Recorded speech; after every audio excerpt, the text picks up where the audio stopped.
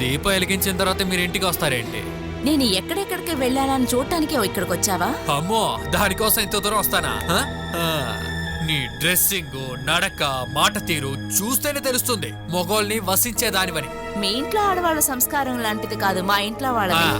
అక్కడ వచ్చిన ఆడదాంట్లో ఒకటి నీ చెల్లేనే, ఇంకొకటి మీ నాన్న చెల్లి కూతురు.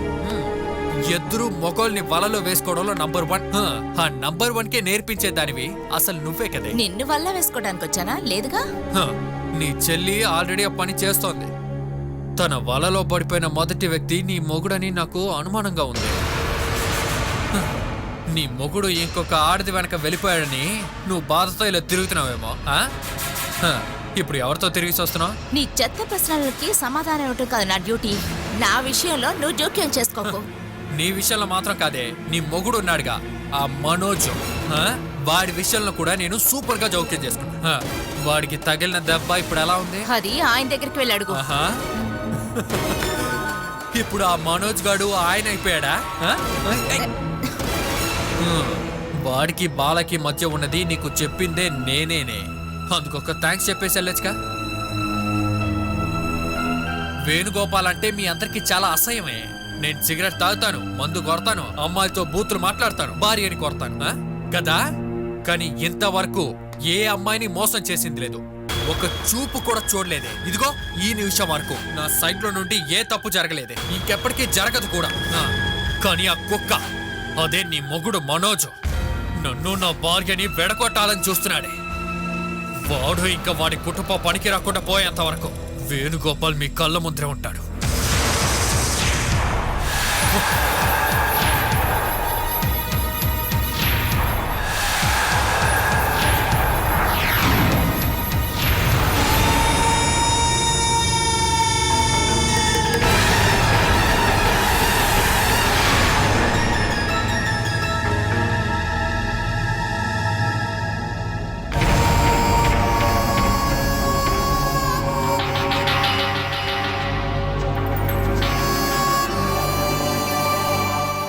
ఇప్పుడేం చేయాలి అత్తయ్య?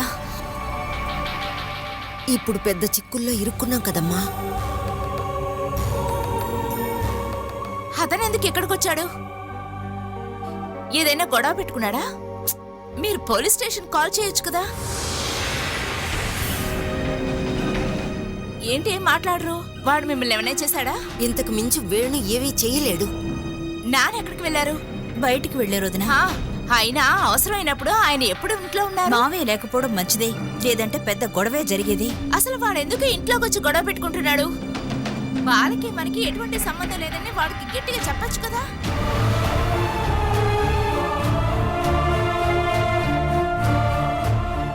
నువ్వేంటమ్మా ఏం మాట్లాడవు? వాడు అనేవన్నీ వింటూ ఉన్నారు కదా. ఇక ఇప్పుడు ఏం చెప్పినా ప్రయోజనం లేదు, జరగాల్సిందంతా జరిగిపోయింది.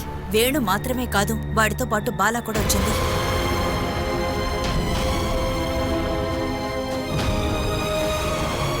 అదేంటి ఇక్కడ ఉండటానికి వచ్చిందా? నాకేం తెలీదు. తనని ఇక్కడికి తీసుకొచ్చి ఏదేదో మాట్లాడి వెళ్ళాడు. నువ్వేం అడగలేదా? నేనేం అడగలను వదినా, బాలని ఇక్కడ వదలడానికే వచ్చినట్టుగా అనిపించింది. అలా ఒప్పుకోకూడదు. కావాలంటే వాళ్ళ అత్తగారింటికి వెళ్ళి ఉండమని చెప్పండి. నేనా విధంగా అంటే మీరు అలాగే చేయాలి కదా. అయ్యో వదినా, నేను అలా మించేసి చెప్పలేదు వదినా. పెళ్లి చేసుకుని వెళ్ళిన ఇద్దరు ఆడపిల్లలు వచ్చి పుట్టింటుంటే ఊళ్ళో వాళ్ళు అలాగే అంటారు కదా. నా పరిస్థితి అదాంది. నా కాపురమే పోయింది. ఇంకా ఇక్కడున్న వాళ్ళ మనశాంతి కూడా పూర్తిగా పోగొట్టాలని ఇక్కడికి వచ్చింది. వెళ్ళమని చెప్పండి. మీకు చెప్పడం కష్టంగా ఉంటే నేనే వెళ్ళి చెప్తాను. నాన్నగారిని రాని. ఈ విషయంలో ఎవరి కోసం వెయిట్ చేయను, నేనే చెప్తాను.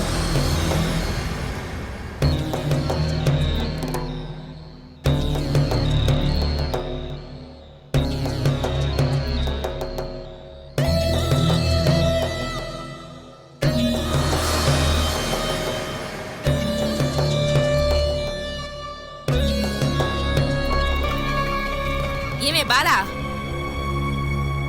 నువ్వు నా కాపురం నాశనం చేశావు. నేను మనోజ్ బావ ఎంతో ప్రేమతో కాపురం చేసుకుంటున్నావు. అవన్నీ నాశనం చేసింది కాకుండా నా మగుడిని వల్ల వేసుకున్నావు. గతి లేకుండా నేను ఇక్కడికి వచ్చి ఉంటున్నాను. ఇక్కడ కూడా నన్ను ప్రశాంతంగా ఉండనివ్వవా? మర్యాదగా ఇప్పుడే వెళ్ళిపో. మా కుటుంబం నాశనం చేయడానికి వచ్చిన నువ్వు ఇంకా ఒక్క క్షణం ఇక్కడ ఉండకూడదు. వెళ్ళు. నిన్నే నేను చెప్పేది వెళ్ళమని.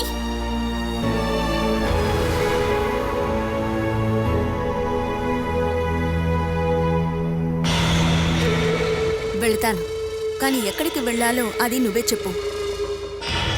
వీధి కుక్కలకి ఆహారంగా నేను రోడ్డు మీద పడుకోను, ఆత్మహత్య చేసుకోను. నేనెక్కడికి వెళ్ళాలో నువ్వే చెప్పు, నేను వెళతాను. నాకు బాగా గుర్తుంది, శ్రీకుట్టి కడుపులో ఉన్నప్పుడు 7వ నెల నుంచి నువ్వు ఇక్కడే ఉన్నావు. నిన్ను చూసుకోవడానికి అమ్మ మాత్రమే కాదు, సరసమ్మ అని ఒక అక్క ఉండేది కదా. ఆ తర్వాత అమ్మ చెల్లెళ్ళు, అమ్మమ్మ అందరూ నిన్ను వెతుక్కుంటూ వచ్చేవాళ్ళు కదా. ఈ సిటీలోనే పెద్ద హాస్పిటల్లోనే నీకు డెలివరీ అయ్యింది. అప్పుడు మొదలైన వేడుకలు శ్రీకుటి పుట్టాక ఫంక్షన్ అప్పుడే ఆగింది.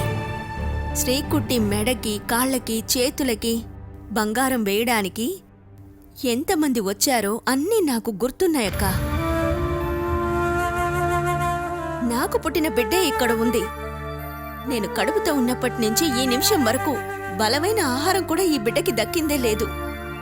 లాక్ చేసిన రూంలో ఓ గ్లాసు నీళ్లు కూడా లేకుండా ఉన్నాను.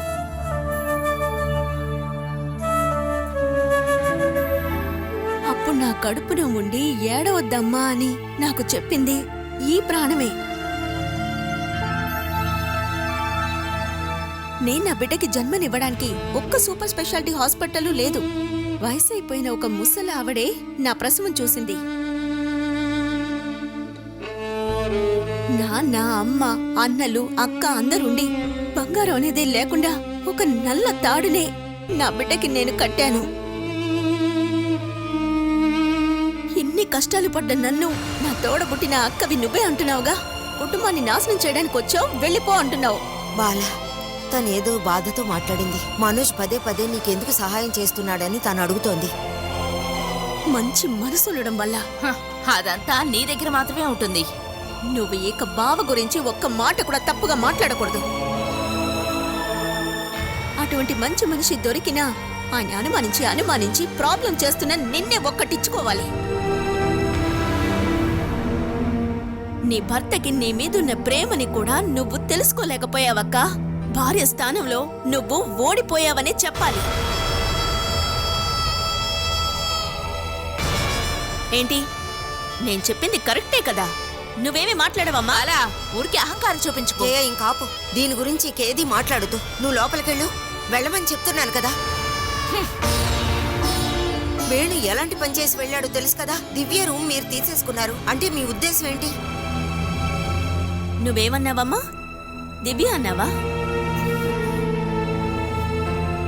నువ్వు ఎన్నిసార్లు నన్ను పేరు పెట్టి పిలిచావు? ఎవడో తెలియని వాడికి కట్టపెట్టేయడానికే కదా ఆడపిల్లలు కదా. ఇక నన్ను కూతురుగా పిలిచి ఏం ప్రయోజనం? కోడల్ని చేతుల్లో ఉంచుకోవాలన్న ప్రయత్నం. ఇలాంటి మాటలు మాట్లాడడం ఇంకా మానలేదు కదా. నన్నిలా మాట్లాడే పరిస్థితికి తీసుకొచ్చింది మీరేగా. జయ మనోజ్తో గొడవ పడి ఇక్కడికి వచ్చేసింది. అది కాకుండా నువ్వు ఇక్కడికి వచ్చి ఉంటే ఊళ్ళో వాళ్ళు ఏమనుకుంటారు? అందుకని వేణుని పిలిచి నువ్వెలాగైనా మాట్లాడి వాళ్ళ ఇంటికి వెళ్ళిపోవాలి.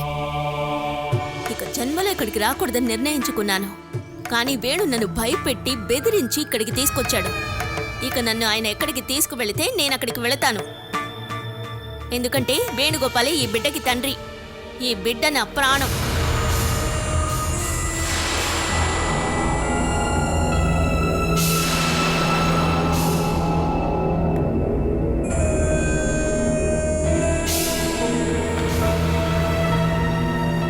అందుకని కాదు మాథ్యూస్, జయ పాపం తీసుకెళ్ళడానికి వచ్చినప్పుడు నేను కొంచెం కఠినంగా నడుచుకున్నాను. ఒకవేళ ఏదైనా లీగల్గా వెళ్తే గనక మనం అది ఫేస్ చేయాలి. ఓకే, నువ్వు ఆలోచించి చూడు.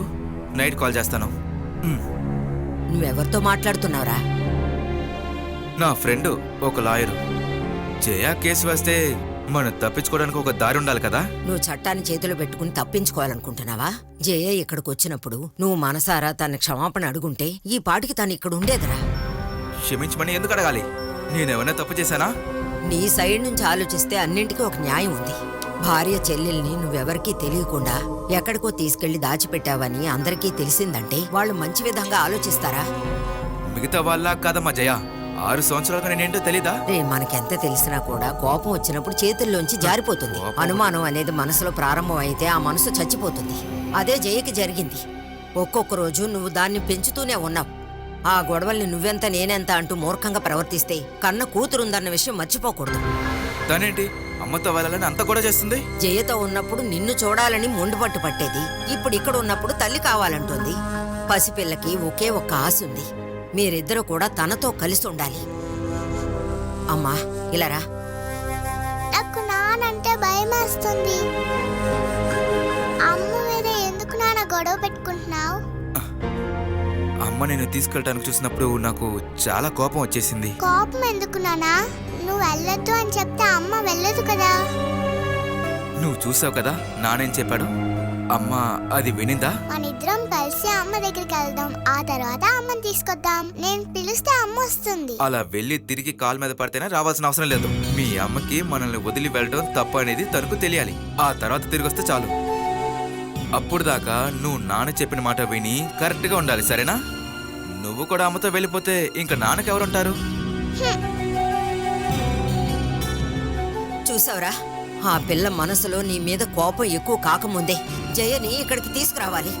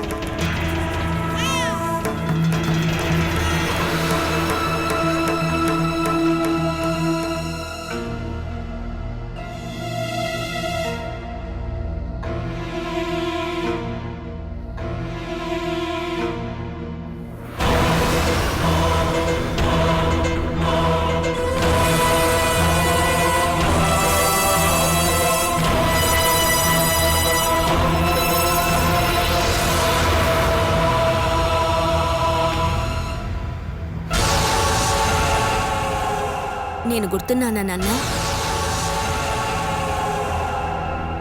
జయచంద్రన్ నాయర్ గారి రెండవ కూతుర్ని బాలసుధ. నీకెన్నాళ్ళు ఇక్కడికి రావడానికి మనసొప్పలేదా? ఇప్పుడు నేనుగా రాలేదు, తీసుకొచ్చారు.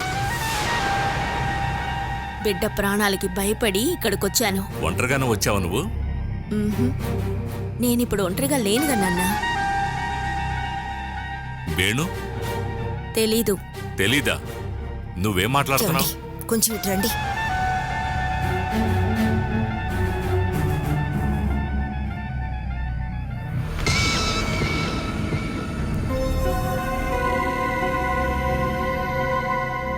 వేణు తన్ని ఇక్కడికి తీసుకొచ్చి వదిలేసి వెళ్ళాడు. వెళ్ళిపోయాడా? ఫంక్షన్కి ఇక్కడ నుంచి ఎవరు వెళ్ళలేదన్న కోపంతో పాప పుట్టిన తర్వాత 1 గ్రామ్ బంగారం కూడా పెట్టలేదు మనం. దానికి ఇలా ప్రవర్తిస్తాడా? ఇప్పుడే తనతో చెప్పు, త్వరగా ఇక్కడికొచ్చి బాలాను తీసుకెళ్ళమని. అతను అంత ఈజీగా తీసుకెళ్ళడు. పాపని బిడ్డని అతను వదిలేసి వెళ్ళాడేమో అని భయంగా ఉందండి. నువ్వు కొంచెం మంచినీళ్ళు పట్టుకొస్తావా?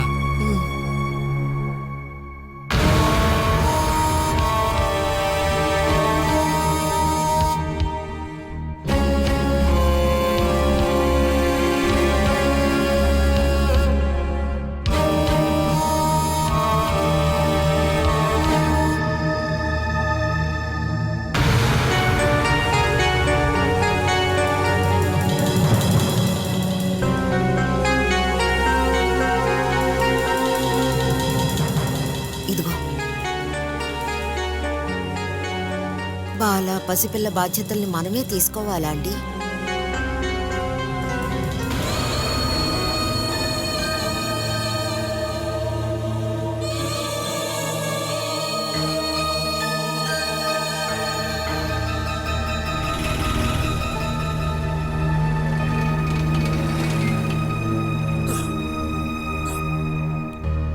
ఎంతైంది?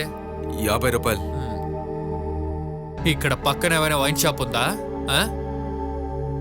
నాకేమైనా అవసరాలు ఉంటే నువ్వు కొంటేయగలవేంటి? ఆ? దానికేంటి, ఏ ప్రాబ్లం లేదు. ఆ.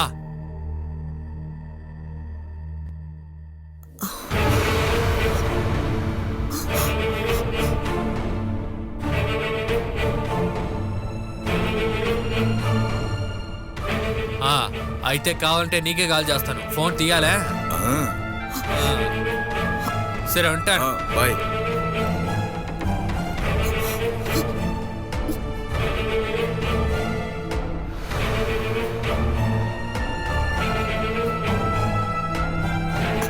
ఏమండి, అతను వచ్చాడండి. ఎవరు? వేణు.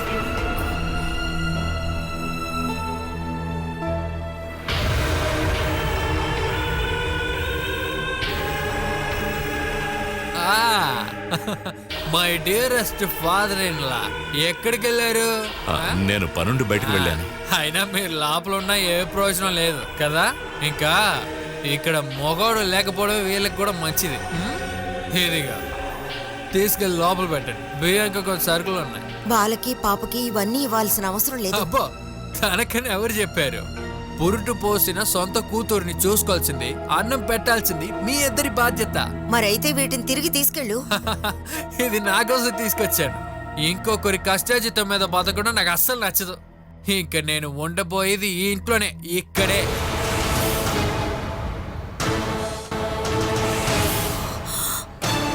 నేను ఎన్ని రోజులు ఇక్కడ ఉంటానో నేను చెప్పలేను. నువ్వు ఇక్కడ ఉండకూడదు వేణు. ఆ? హ, అది చెప్పడానికి నువ్వెవరు?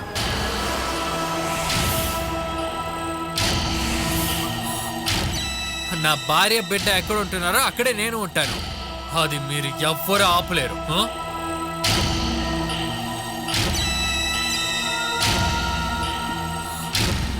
చెప్పండి, ఎవరైనా ఆపుతారా? బలవంతంగా ఇంట్లో చొరబడ్డం మగవాళ్ళ లక్షణం కాదు. ముందు వెళ్ళి నీ మొగుడిని చూసుకోవే. ఇది నా ఇల్లు. ఇక్కడికొచ్చి ఏమే గివే అన్నావంటే మనుషుల్ని పెట్టి నిన్ను కొట్టి తరివేస్తాను. అయితే అందరిని పిలవే. ఈ ఇంట్లో నీకు ఏ హక్కు ఉందో అదే హక్కే నా భార్యకే ఉంది కదా. ఇంకా నువ్వు పిలుచుకుని వచ్చే వాళ్ళకి కొన్ని విషయాలు నేను కూడా చెప్పాల్సిందే. వేణు, గొడవ చేయకుండా ఇక్కడి నుంచి వెళ్ళు. వెళ్ళాలా? అయ్యో, సొంత కూతుర్ని చూసుకోవడానికి మీకు అసలు టైం లేదు కదా, అందుకే తన్ని తీసుకొచ్చేసాను. ఇంక నేను ఏం చెప్పాలనుకున్నానంటే, నేను భార్య ఇంకా బిడ్డ ఇదిగో ఇక్కడే ఉంటాం. బాల అనే కూతురు నాకు లేకుంటే అప్పుడు నువ్వు ఈ ఇంట్లో ఉండే అవకాశం ఉంటుందా?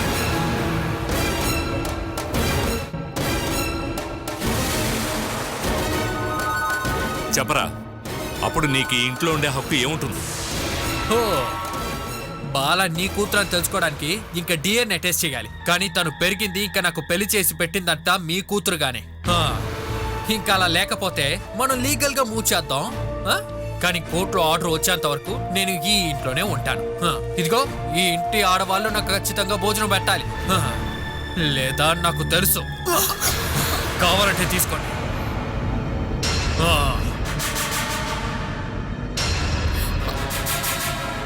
ఇప్పుడేం చేయాలి? హరికి విషయం చెప్పేద్దాం. ఇవాళ ఒక్కరోజు గడవని. కరెక్టే. అజయ్తో కూడా మాట్లాడి మనం ఏదో ఒకటి నిర్ణయిద్దాం.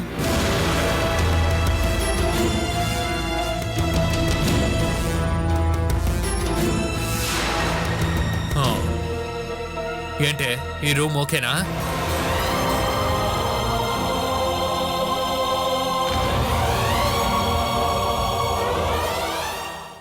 ఇలా చూడు, నీ మొగుడు ప్రాణాలతో ఉండాలనుకుంటే ఇప్పుడే ఇక్కడి నుంచి తీసుకెళ్ళిపో. ఏదన్నా జరిగి ఇక్కడ కూర్చొని అరవాలనుకుంటే నిన్ను నీ కూతుర్ని ఇద్దరిని రోడ్డుకి తరివేస్తాను. ఇవన్నీ చెప్పడానికి నువ్వెవరివి? నువ్వు ఎవరిని బయటికి తరిమేస్తానంటున్నావు? నీకంత బలం ధైర్యం ఉంటే వెళ్ళి చెయ్యిరా. నువ్వేమనుకుంటున్నావు? నేను నా కూతురు జీవించాలి. ఈ కుటుంబం మొత్తం మిమ్మల్ని వద్దనుకుంటున్నారు. మళ్ళీ ఎందుకని ఇక్కడికి వస్తున్నారు? ఇందుకు సమాధానం నేనివ్వలేను. నన్నిక్కడికి తీసుకొచ్చిన మనిషి అక్కడే ఉన్నారు. వెళ్ళి అడుగు. అడగటం మాత్రమే కాదు, చేతల్లో కూడా చూపిస్తాను. అది చెయ్యక ముందు మర్యాదకు నీ దగ్గర చెప్పేసి చేద్దాం అనుకున్నాను. ఏంట్రా మర్యాద గురించి మాట్లాడుతున్నావు? నీకసలు అది ఉందా? ఓ సంవత్సరం తర్వాత నువ్వు మీ అక్కని చూస్తున్నావు. నేను కన్న కూతుర్రా ఇది. ఒక్కసారి నువ్వు చూసావా? నువ్వు చూడాలని కాదు, ఈ బిడ్డ నిన్నొకసారి చూడాలి. కాస్త కూడా కనికరం లేని మేనమా ఉన్నాడని తర్వాత తెలుస్తుందిలే